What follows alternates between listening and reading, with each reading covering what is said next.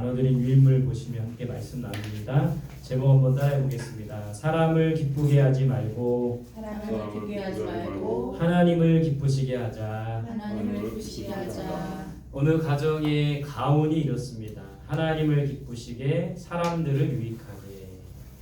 우리 이 가훈처럼 우리들은 하나님을 기쁘시게 하고 사람들을 유익하게 하는 삶을 살아야 되는 거예요. 오늘 말씀 제목을 보면 우리가 사람들에게 기쁨을 주는 사람이 되지 말아야 한다라고 생각할 수도 있겠지만 그것이 아니라 우리는 사람들에게도 기쁨을 주는 사람이 되어야 합니다. 그러나 하나님보다 사람을 기쁘게 하는 것이 먼저이면 안 된다라는 것이죠. 오늘 말씀에서는 사람을 기쁘게 하지 말고, 사람을 의지하지 말고, 사람을 두려워하지 말라고 말하고 있어요. 잠언 29장 25절 우리가 잘 아는 말씀이죠. 사람을 두려워하면 올무에 걸리게 되거니와 여호와를 의지하는 자는 안전하리라. 우리말 성경에서는 덫에 걸리거니와 이렇게 돼 있어요. 공동번역에서는 올가미에 걸리거니와. 그러니까 사람을 두려워하며 사람에게 초점을 맞추면 덫에 걸린다는 거예요. 사람 때문에 넘어지고 결국 사람 때문에 망하게 된다는 겁니다.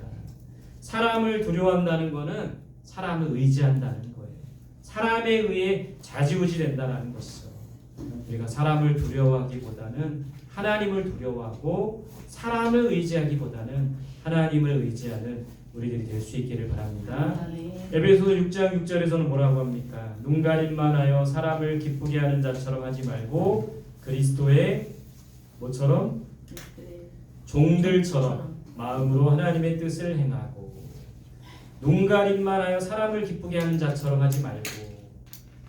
사람은 그냥 눈만 가리면 되는 거예요. 좋은 말만 해주고 겉모술수라고 하죠. 사람에게 눈만 가려주고 칭찬만 해주고 좋은 말만 해주면 사람들은 그냥 좋아가지고 어쩔 줄 몰라 하는 거죠. 눈가림하는 거죠. 그런 사람을 기쁘게 하는 것처럼 하지 말고 그리스도의 종들처럼 하라. 우리는 사람의 종이 아니라 그리스도의 종이라는 거예요. 그리스도의 종이라면 그리스도를 기쁘게 해야 되고 하나님의 뜻을 행해야 된다고 했어요. 사람을 기쁘게 하는 사람의 종이 아니라 그리스도를 기쁘시게 하는 그리스도의 종들이 되시기를 바랍니다. 세 번째 골로새서 1장 10절에서 뭐라고 합니까? 주께 합당하게 행하여 범사에 기쁘시게 하고 모든 선한 일에 열매를 맺게 하시며 하나님을 아는 것에 자라게 하시고. 주께 합당하게 행하여 범사에 주님을 기쁘시게 하고. 주께 합당하게 행한다는 것, 공동번역에서는 주님께서 원하시는 삶을 살아서 주님을 기쁘시게 하고. 그러니까 주님을 기쁘시게 하려면 어떻게 해야 되는 거예요? 주께서 원하시는 삶을 살아야 되는 거예요. 주께 합당한 삶을 살아가는 거예요. 하나님의 뜻대로 살아야 되는 것이죠. 오늘 이 세 가지 말씀을 보면서 사람을 기쁘게 하기보다는, 사람을 두려워하기보다는 하나님을 두려워하고 하나님을 기쁘시게 할 수 있기를 바랍니다. 사람들이 원하는 삶이 아니라 하나님께서 원하시는 삶을 사는 저와 여러분들이 되시기를 바랍니다. 오늘 우리 데살로니가전서 2장 말씀을 우리가 살펴보았습니다. 빌립보에서 어떤 일이 있었나, 바울이 빌립보에서 이런 일이 있었다고 말하고 있어요. 2절 말씀 같이 봅시다. 시작. 너희가 아는 바와 같이 우리가 먼저 빌립보에서 고난과 능욕을 당하였으나 우리 하나님을 힘입어 많은 싸움 중에 하나님의 복음을 너희에게 전하였노라. 자, 데살로니가 교인들한테 지금 말하고 있는 건데 빌립보에서 이런 일이 있었다. 첫 번째 어떤 일이 있었대요? 고난과 능욕을 당하였다. 이 내용은 사도행전 16장에 보면 나옵니다. 빌립보에서 이 바울과 실라가 귀신 들린 여종을 고쳐준 일이 있었어요. 근데 그 귀신 들린 여종을 고쳐준 게 왜 문제가 됐냐면 이 여종의 주인이 귀신 들린 이 여종을 이용해서 돈을 번 거예요. 귀신 들렸기 때문에 점괘를 잘 보는 거죠. 점을 잘 보는 거죠. 그래서 주인이 이 귀신 들린 여종이 고치니까 점을 못 보니까 이익이 없어진 거예요. 그래서 바울과 실라를 어떻게 하는 겁니까? 고발을 하게 됩니다. 그래서 이 바울과 실라가 심한 구타를 당하고 옥에 갇히게 된다는 거예요. 분명히 바울과 실라가 좋은 일을 했는 거잖아요. 귀신 들린 여종을 고쳐주고 귀신이 떠나가게 했는데도 불구하고 이 여종의 주인은 점을 못 보니까 이익이 없어지니까는 고발을 하고 옥에 갇히게 된 거예요. 복음을 전하다가 하나님께서 기뻐하시는 일을 하다가 예수 그리스도 때문에 고난과 능욕을 당했다라는 거예요. 바울을 보면요, 바울이 고난당하고 매를 맞고 그다음에 쫓겨나기도 하고 돌에 맞기도 하고 다 자기 뭔가 그렇게 된 이유는 다 복음 때문에 그랬다는 것이죠. 복음을 전하다가 오늘 바울과 실라가 고난과 능욕을 당했다라는 것을 데살로니가 교인들에게 말하고 있어요. 왜냐하면 이 데살로니가 교회 성도들이 제가 지난주에도 말씀드렸지만 박해 가운데 있었던 거예요. 박해를 잘 견디고 믿음으로 승리했던 데살로니가 교회 성도들이라고 말했죠. 그래서 고난과 능욕을 복음을 위해 당했다라는 것을 말하고 있어요. 두 번째, 빌립보에서 고난과 능욕을 당했지만 이번에 보면 우리 하나님을 뭐였다? 힘입었다. 사도행전 16장 25절에 34절에 보면 우리가 잘 아는 이야기죠. 바울과 실라가 옥에 갇혀서 한밤중에 뭐라는 겁니까? 찬송을 불렀던 거예요. 그때 어떤 일이 벌어졌죠? 큰 지진이 일어나고 풀렸던 착고가 풀어지고 옥문이 열리게 되었던 거죠. 하나님을 힘입어야 고난을 이길 수가 있다라는 것이죠. 여러분, 우리도 고난받고 어려움을 겪고 있잖아요.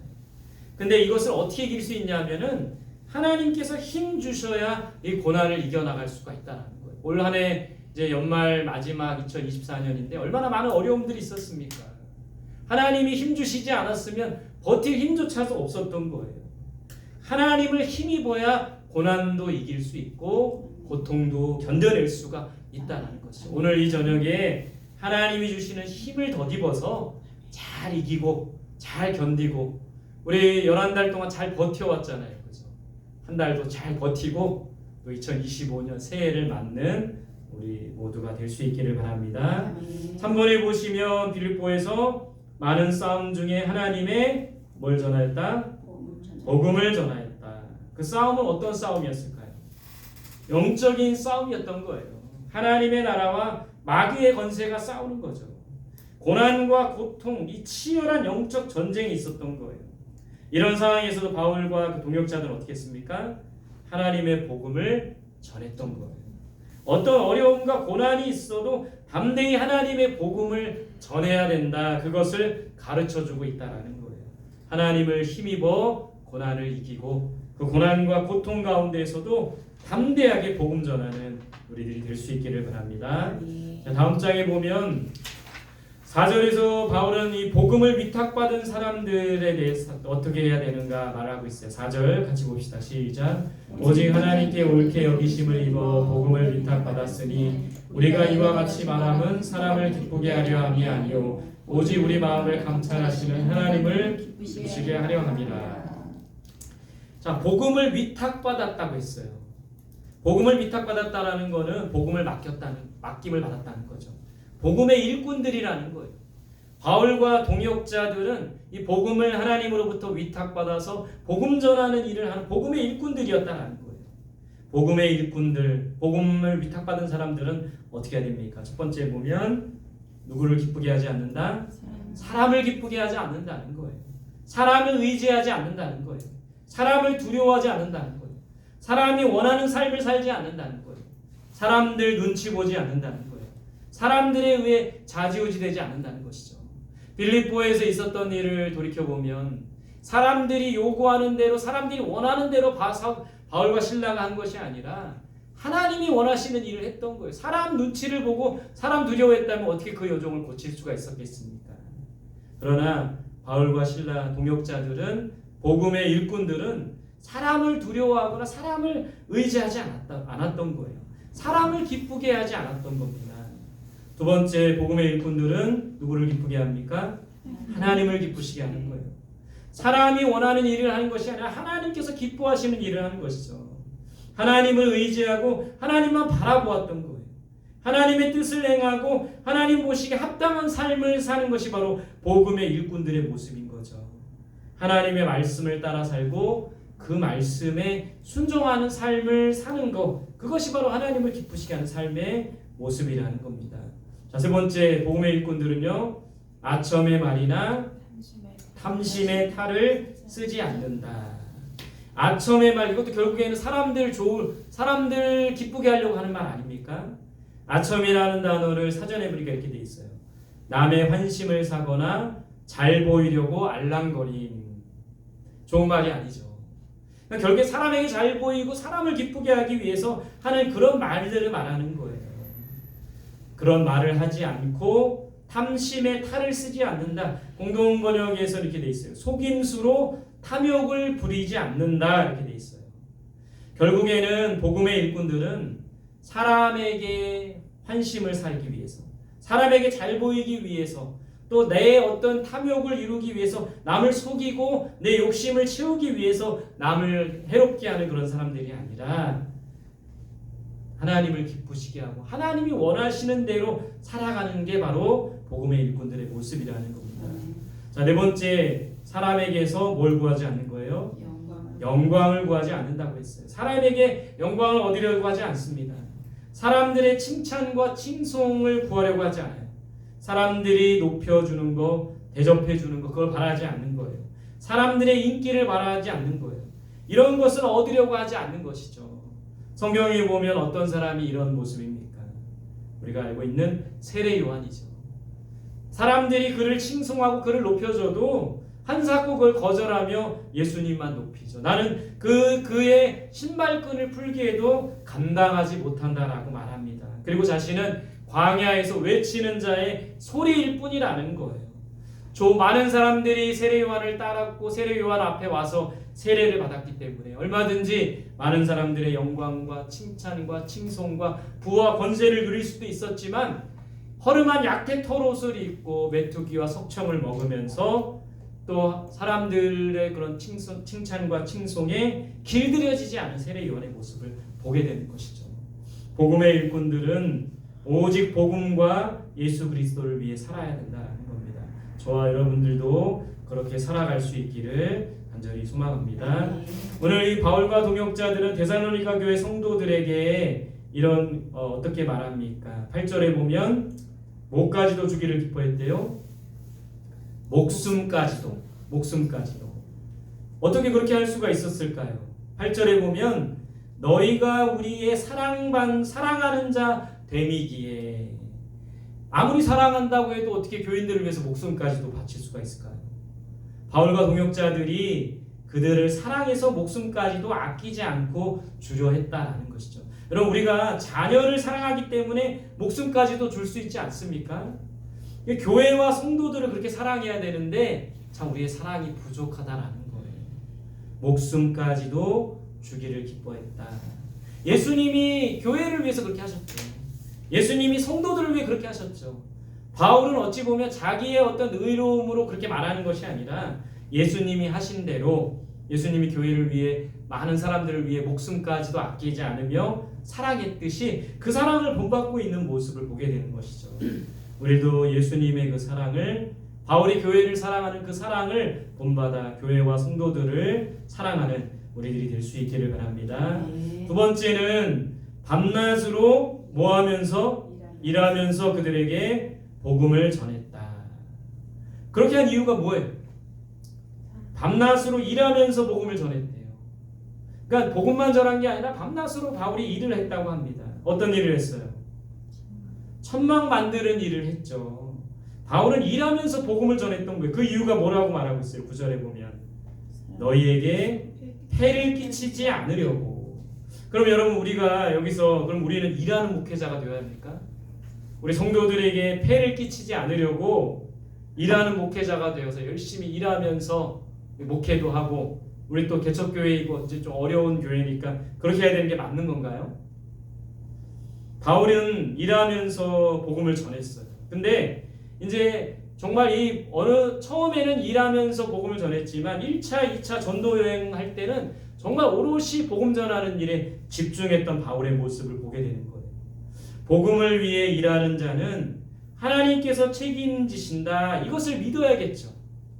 근데 사람을 통해 공급해 주심은 받지만 사람에게 먼저 손 내밀지는 말아야 되는 것이죠. 여기서 말하는 바울이 폐를 끼치지 않고 일했던 거는 먼저 하나님께서 이것을 책임져 주실 것이라는 그 믿음을 가지고 나간 거예요. 그러나 이때 당시 굉장히 교회들이 초대교회들이 어려운 시대, 어려운 때였던 거죠.